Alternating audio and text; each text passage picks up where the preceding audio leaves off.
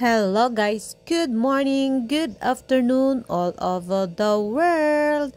For today's video guys is mag-unboxing tayo ng nori or seaweeds.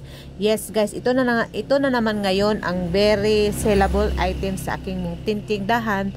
Actually guys is pangalawang ko na to orders. Nung una bumili ako, for example lang siya, bumili ako 12 pieces. So naubos siya kaagad, so hindi ko alam ka mabili pala sa mga bata. So ngayon bumili ako ng 1 box para hindi na tayo maubusan.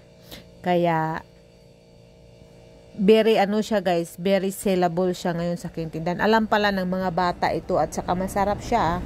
So sa 72 pieces, 24 packs, 22 pieces, ay 72 pieces is 2, 4, 6 packs na lang ang natira guys simula kahapon na-receive ko kahapon. So mabilis talaga siya guys. Kaya nag-order na naman ako ulit guys ng 1 box.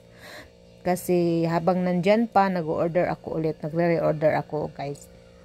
20 pesos yung bentahan ko. Sulit naman kasi marami naman siyang laman sa loob at pwede din siyang i-ano sa ulam, sa kanin para masarap siya. Ayan ang ating seaweeds na kwang seaweeds or nori. Thank you for watching. God bless us all.